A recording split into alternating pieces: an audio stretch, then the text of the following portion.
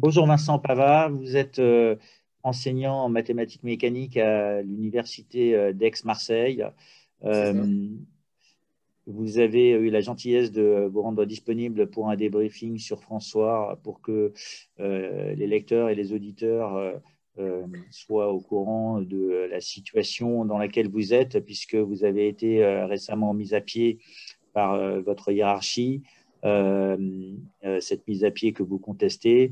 Peut-être ce qui serait intéressant pour les auditeurs qui ne vous connaissent pas, c'est que vous présentiez un petit peu qui vous êtes, les travaux qui vous ont amené à être plus conversant avec la Covid, notamment, je pense aux estimations qui avaient été faites par Cauchemez au printemps.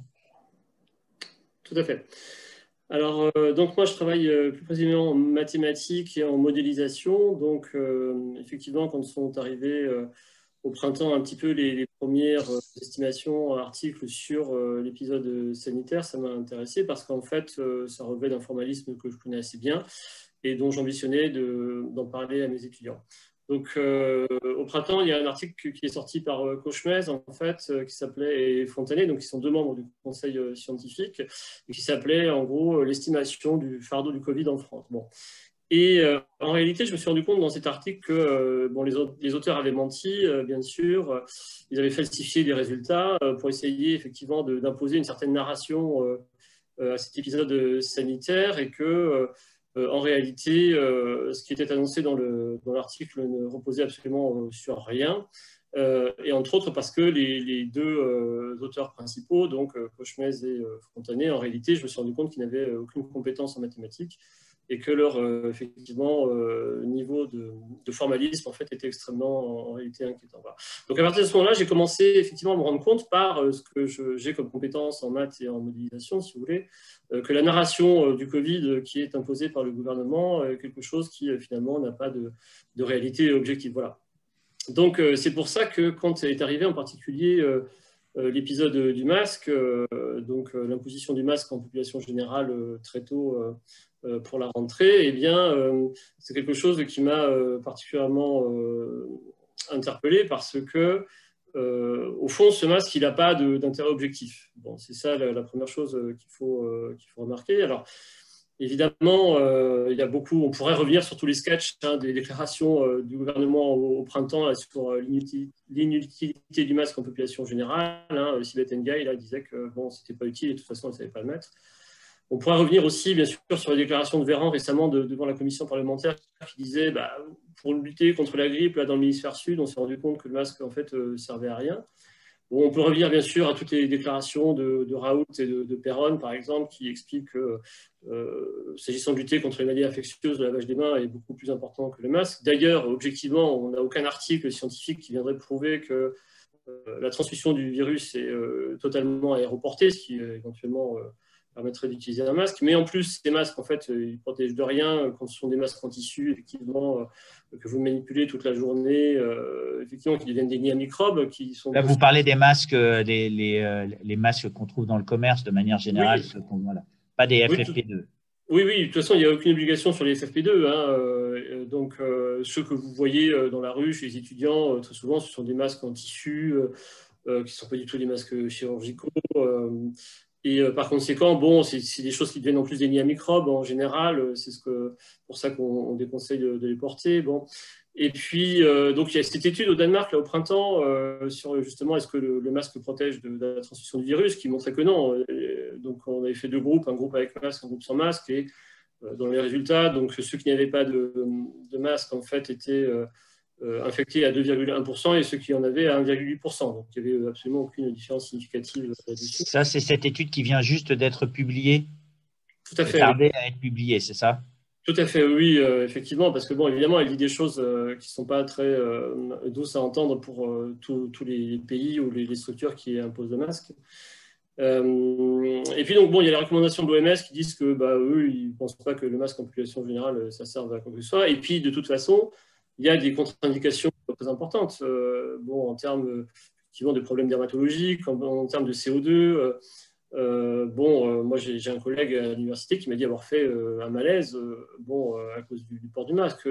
Donc, si vous voulez, le masque, en fait, très objectivement, n'a pas d'utilité vraiment dans la transmission du virus. Le plus important, ça reste le lavage des mains. C'est le message de Didier Raoult, et je crois qu'on a toutes les raisons, effectivement, sensibles. Et c'est même pire que ça. C'est-à-dire que si vous dites que le masque protège, donc les gens se sentent protégés avec un masque, et en fait, du coup, ils oublient vraisemblablement les autres gestes sanitaires qui sont le lavage des mains. Donc, ce n'est pas impossible, si vous voulez, de penser que ce soit en plus, du point de vue psychologique, assez contre-productif.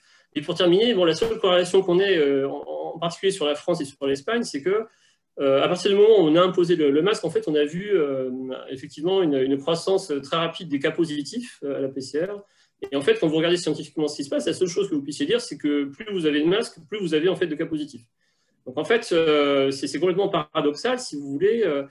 Et le port du masque, en fait, pour lutter contre, soi-disant pour lutter contre la propagation du virus, c'est beaucoup plus une croyance.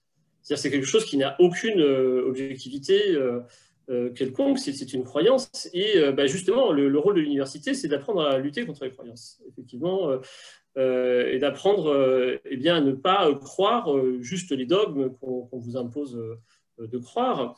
Et donc, c'était tout à fait naturellement, malgré donc, les rappels qui ont été faits à tous les enseignants-chercheurs d'ex-université sur l'imposition du masque aussi bien pour les enseignants que pour les étudiants, de dire bah, non, moi je ne porterai pas le masque parce que de toute façon, grand 1, c'est une entrave à la liberté d'enseigner, et grand 2, de toute façon, ça n'a aucune objectivité. Donc, pour faire ça, moi, je me suis appuyé sur un texte très précis, qui est un texte en fait du Code de l'éducation, qui est un texte à valeur constitutionnelle, et qui dit effectivement, c'est l'article L952.2 du Code de l'éducation, qui dit « Les enseignants-chercheurs, les enseignants et les chercheurs jouissent donc d'une pleine indépendance et d'une entière liberté d'expression dans l'exercice de leurs fonctions d'enseignement et de leurs activités de recherche, sous réserve que leur impose, donc, conformément aux traditions, eh bien, les principes de tolérance et d'objectivité. » Donc, en fait, c'est ça qui va fonder ma décision, en disant, je sais très bien, moi j'ai étudié au printemps les narrations soi-disant scientifiques sur le Covid, de toute façon, c'est de la foutaise, en gros. J'ai bien étudié la question du masque, effectivement. J'en suis arrivé à la conclusion très objective que, de toute façon, c'était une croyance qui n'avait absolument aucun effet. Et donc, comme je suis indépendant dans l'exercice de mon enseignement, vous ne pouvez pas m'imposer le masque. Et donc, c'est pour ça que je refuse de le porter. Donc, voilà comment ça commence. Et vous êtes allé jusqu'à évaluer, est-ce que dans le cadre de la loi d'urgence, il n'y aurait pas eu une dérogation ou une modification de cet article L952-2 ? Alors, en fait, il n'y a pas eu de modification de cet article-là. Il n'a pas du tout été modifié, justement, par la loi de sortie de l'état d'urgence, justement. Et c'est d'ailleurs un des gros problèmes qui va se poser, effectivement, dans cette affaire. Dans toutes les affaires où on refuse de porter le masque, si vous voulez, c'est qu'en gros, vous avez des textes qui sortent, mais bon, qui, du point de vue juridique, ont plutôt l'aspect d'une décision, vraiment, que d'une loi qui respecterait la Constitution. Donc, c'est ça, en fait. Dans tout ce qui est fait depuis le début, et c'est, je crois, un des travaux de Maître Broza, en fait, qui est de dire, de répéter, mais tous ces textes qui sortent, en fait, ils sont anticonstitutionnels, et c'est pas vrai qu'ils ont été suspendus par la loi de sortie de l'état d'urgence, par les différentes ordonnances qui ont été prises, et par conséquent, se posent des contradictions, effectivement. Se posent des contradictions, et on va voir, dans ce qui m'est arrivé, en fait, l'université, l'administration va refuser de voir cette contradiction, en fait, et va en faire tête en disant, mais de toute façon, il y a effectivement quelqu'un qui a dit, en l'occurrence le président de l'université, eh bien écoutez, le masque est obligatoire, donc vous devez porter le masque. Ça ne va pas plus loin. Et si vous voulez, ça pose un grave problème, justement, vis-à-vis eh bien, du respect de la Constitution. Alors, sur la Constitution et le non-respect de la Constitution. Bon, ce qu'il faut savoir, c'est qu'aujourd'hui, on est dans ce qu'on appelle un état d'urgence. Un état d'exception, un état d'urgence, en fait, Macron a dit, nous sommes en guerre, et ce faisant, il pose, en fait, l'état d'exception. Et cet état d'exception, on le connaît bien, il a une histoire qui a été révélée de manière très crue, d'ailleurs, par l'histoire du nazisme, hein, puisque quand les nazis sont arrivés au pouvoir, en 1933, la première chose qu'ils ont faite, c'est déclarer l'état d'exception, et l'état d'exception, c'est la suspension de la Constitution. C'est-à-dire qu'on suspend le droit, et on va remplacer la norme juridique, c'est-à-dire la loi législative, constitutionnelle, le décret, l'arrêté, etc. On va les remplacer par quelque chose de beaucoup plus simple qui est la décision. C'est-à-dire, au niveau juridique, la décision remplace effectivement les lois. Et donc, toute référence, si vous voulez, quand vous êtes dans ces états, toute référence à ce qui serait effectivement la Constitution qui va poser en principe le droit, de toute façon est non avenu, puisque l'état d'exception, l'état d'urgence consiste précisément à suspendre la loi et le loi. Donc ça, c'est important parce que quand je vais évoquer, moi je vais très vite évoquer effectivement à l'administration le fait que j'ai un texte de loi pour moi, effectivement, et que ce texte est à valeur constitutionnelle, donc on ne peut pas ne pas en parler, on ne peut pas discuter autour de ça. Et donc le conseiller juridique de la fac, donc, qui est présent, donc il dit bon, je vous rappelle que le président donc, a arrêté des mesures sanitaires dans le cadre de ses prérogatives. De ce fait, l'arrêté s'appliquerait à tous, quand bien même la liberté de l'enseignant-chercheur est un principe à valeur constitutionnelle. Donc c'est ça qui va être dit, qui va être écrit, rapporté dans le PV effectivement que j'aurai avec l'administration. Et là, tout est clair. On vous dit, mais de toute façon, pourquoi vous nous embêtez avec vos positions constitutionnelles sur la liberté et l'indépendance des enseignants-chercheurs, puisque de toute façon, la décision qui a été prise en fait de manière d'ailleurs en dehors de toute forme légale par le président, eh bien celle-là, elle s'impose avant la Constitution, ce qui revient de dire donc on suspend la Constitution. Voilà. Et donc c'est dans ce cadre-là en fait qu'on va me suspendre. Alors on va me suspendre en plus dans des conditions qui ne sont elles-mêmes pas légales. C'est-à-dire que normalement pour suspendre un enseignant-chercheur, c'est-à-dire que vous l'empêchez d'accéder à ses enseignements, c'est ce qu'on a fait pour moi, et vous le faites dans l'attente effectivement d'une saisine du conseil disciplinaire, donc ce qui est arrivé pour moi. Il y a des formes, c'est-à-dire que seul le ministre ou le président de l'université peut se permettre effectivement de suspendre un enseignant-chercheur de ses libertés fondamentales d'enseignement vis-à-vis des étudiants. Et donc, il faut qu'il y ait des normes, il faut qu'il y ait des règles qui soient vérifiées pour ça, et je n'ai jamais eu de signification officielle, en fait, de ma décision de suspension, quand bien même, évidemment, elle est arrivée de manière très factuelle, en fait. Donc là, à nouveau, l'idée, si vous voulez, pour l'université de ne pas prendre une décision formelle de suspension, c'est que, du coup, je ne vais pas pouvoir attaquer ces décisions dans la justice. Parce que, du coup, ça ne me donne pas de prise. Donc, moi, j'ai fait très vite un référé liberté devant le juge, effectivement, des libertés au tribunal administratif, donc en disant, mes droits fondamentaux sont illégaux, donc faites en sorte que... Sauf que le juge des libertés dira, oui, en gros, c'est vrai ce que vous dites, mais par contre, ce n'est pas urgent. Parce que pour faire un référé liberté, en fait, il faut motiver une... Donc, il remet à demain la Exactement. Il dit, de toute façon, vous êtes payé, les étudiants n'ont pas cours, mais ce n'est pas très, très grave parce qu'après tout, on pourrait essayer de reporter ça, pourquoi pas. Sauf que moi, j'ai demandé justement à l'administration de reporter mes cours au second semestre parce que là, à nouveau, j'ai un texte de loi, effectivement, très précis, qui est effectivement le 123.9 du Code de l'éducation, qui dit que, à l'égard des enseignants-chercheurs, des enseignants, les universités et les établissements doivent assurer les moyens d'exercer leur activité d'enseignement et de recherche dans des conditions d'indépendance et de sérénité indispensables à la réflexion et à la création intellectuelle. Donc, de ce point de vue-là, l'article 129 dit que là, quand on est dans une période effectivement très difficile d'abord pour les étudiants, où effectivement, moi, je suis dans une procédure de suspension, donc en conflit avec l'administration, le mieux, c'est quand même que tout ça se calme, d'attendre que tout ça se calme pour qu'on puisse retrouver des conditions d'enseignement qui soient sereines et que, effectivement, les étudiants puissent avoir droit à un enseignement de qualité dans des conditions qui stimulent leur réflexion intellectuelle. Et de ce point de vue-là, c'était logique de proposer le report des cours au second semestre, en espérant qu'à ce moment-là, de toute façon, l'état d'exception est un peu sauté, que, effectivement, les mesures... Que la Covid soit derrière nous, voilà. En gros, c'est ça, ou qu'on ait compris qu'il y avait d'autres moyens de lutter contre effectivement ça, qu'il ne soit pas le masque qui est complètement stupide. Le masque, en gros, c'est un tchador sanitaire, c'est ça qu'il faut comprendre. C'est-à-dire que la narration qu'on a sur effectivement la Covid, c'est une narration faite d'apocalypse, faite effectivement, on va tous mourir, c'est une narration qui est faite de démons. Les démons, ce seraient effectivement les jeunes, parce qu'en plus, ils sont asymptomatiques, donc ils vous trompent et ils vont venir tuer leurs grands-parents là, parce que effectivement, ils vont leur transmettre la maladie. Donc, c'est vraiment un discours, si vous voulez, religieux, destiné à vous faire peur. Et le port du masque, comme on l'a dit depuis le début, ça n'a pas d'influence sanitaire. Par contre, ça a une signification religieuse qui est, nous vous demandons de croire à notre narration et nous vous demandons d'avoir peur. Et le masque va représenter ça. Donc, le masque, de manière scientifique, on pourrait dire que c'est, sans rentrer dans la notion du religieux, c'est un discours qui est anxiogène, qui crée, on va dire, qui pose plus de questions, qui n'apporte de solutions, sans rentrer dans la notion de croyance. Et déjà, en soi, c'est quelque chose qui, scientifiquement, est difficilement compréhensible, on va dire, sans aller jusque-là.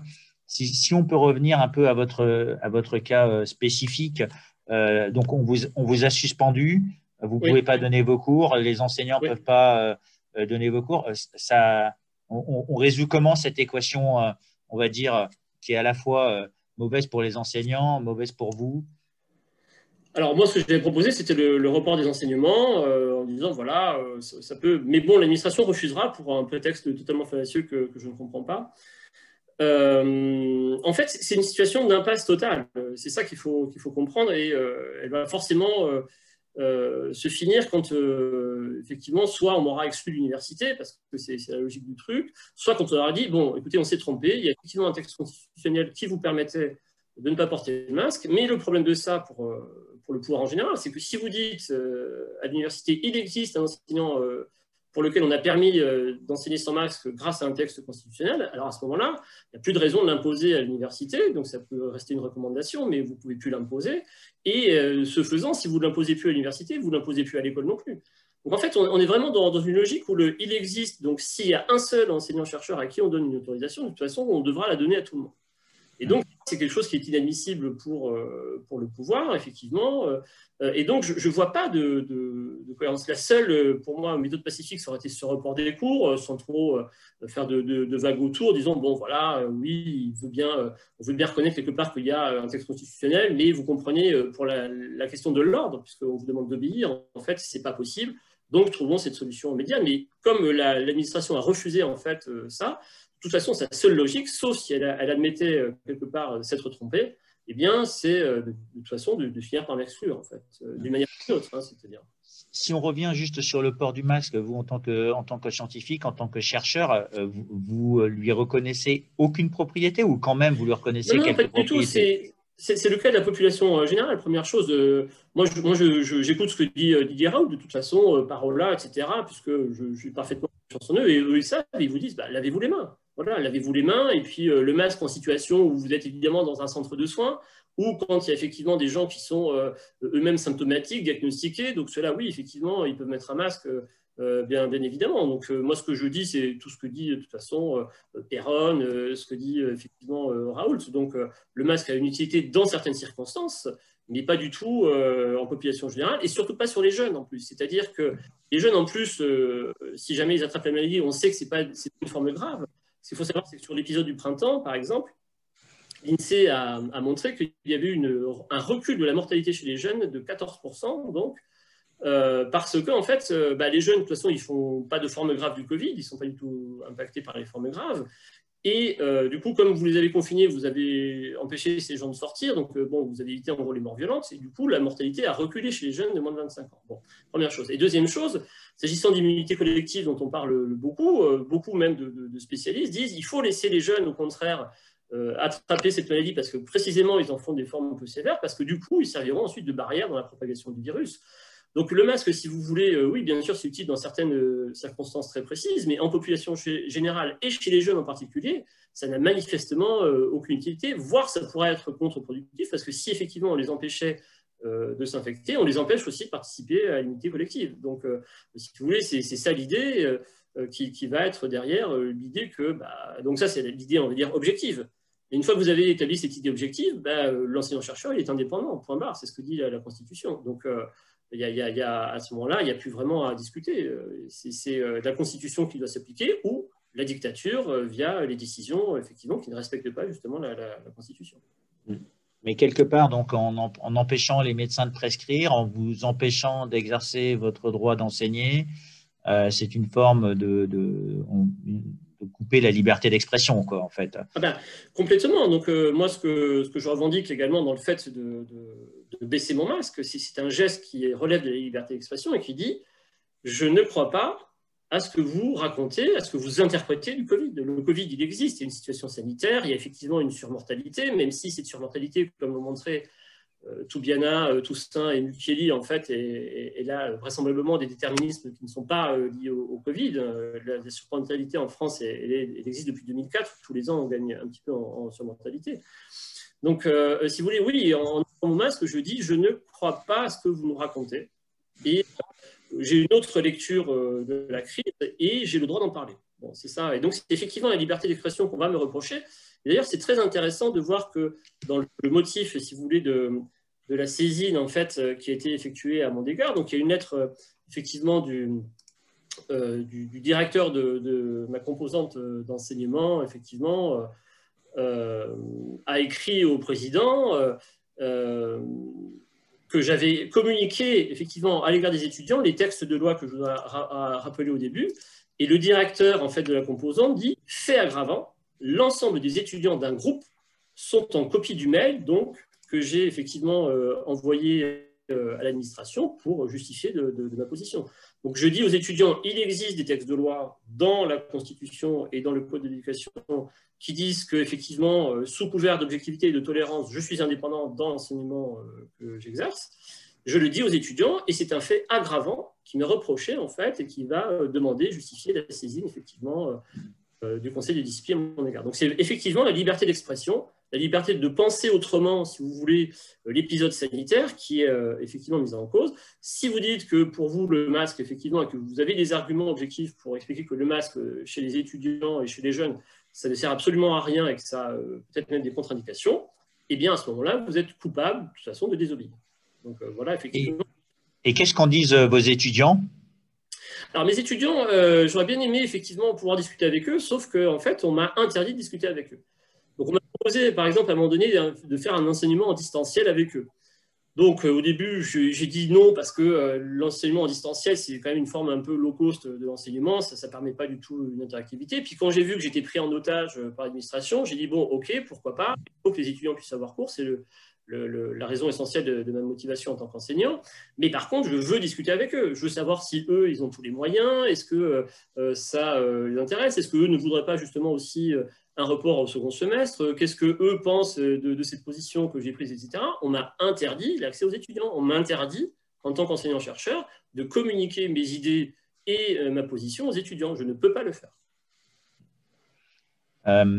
Les prochaines étapes, c'est alors la prochaine étape, c'est le 3 décembre, donc à 9 h. Je suis convoqué devant la chambre d'instruction de la commission disciplinaire. Donc il va instruire, donc il va essayer de relever les faits, je pose des arguments des uns et des autres. À la suite de ça, la chambre d'instruction prendra ou non une décision de renvoi devant la section disciplinaire qui, à son tour, prendra ou pas la responsabilité, effectivement, d'une sanction. Donc, les sanctions, ça va du blâme à l'exclusion définitive, en fait. Et voilà ce qui peut se passer ou pas.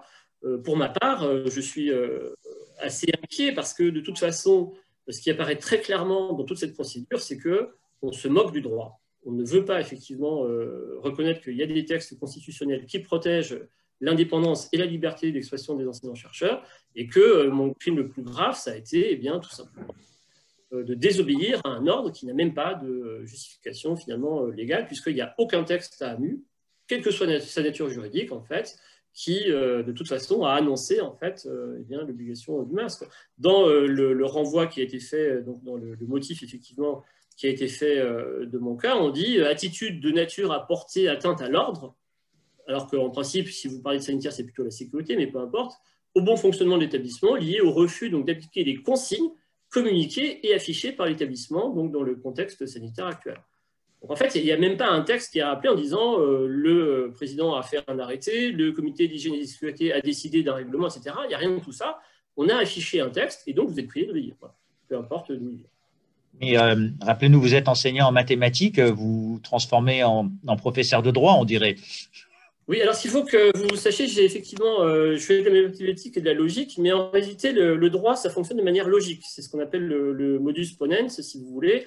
Il y a effectivement un texte général, il y a un cadre général, il y a une situation particulière, et quand vous faites du droit, vous devez démontrer que la situation particulière correspond en fait à la situation générale, et donc, par implication, entraîne des conséquences.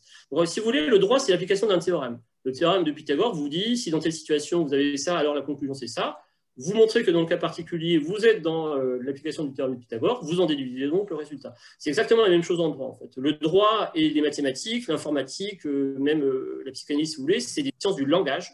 Le droit est une science du langage, les mathématiques sont une science du langage. Et d'ailleurs, il ne vous aura pas échappé, Xavier, qu'aujourd'hui, dans les prérequis nationaux pour intégrer les facultés de droit, on demande d'avoir eu des notions en logique formelle. Parce qu'en fait, les mathématiques et le droit s'appuient sur la logique formelle et donc sont un raisonnement logique en fait, qu'on applique effectivement à des situations particulières. Bon, bah, écoutez, Vincent Pava, donc merci beaucoup. Merci L'idée, à vous. c'était de vous donner la possibilité de vous exprimer. J'imagine que vous n'avez pas beaucoup la possibilité de vous exprimer sur d'autres médias. Vous êtes Moi, le premier et le seul à cet instant-là, et je tenais donc à vous remercier, à remercier bien sûr l'association Bon Sens également, Réinfo Covid bien sûr, qui a permis que mon cas effectivement soit diffusé sur les réseaux sociaux. Je tiens à remercier toutes les personnes qui ont pris ma défense sur les réseaux sociaux. Sachez que ça fait vraiment du bien et que donc on continuera et je continuerai. Pour tous ceux qui n'ont pas autant de moyens que moi d'ailleurs pour se défendre, eh bien, apporter l'idée que le masque pour les jeunes à l'école, c'est totalement aberrant et qu'il faut absolument cesser ça. eh bien, écoutez, on vous remercie, on vous soutient aussi, on soutient Merci la beaucoup. liberté d'expression avant tout, et on espère que tout va bien se passer pour vous, et on vous souhaite une bonne journée. Merci d'avoir donné de votre Merci temps Xavier. dans les lives des briefings de François. Merci beaucoup.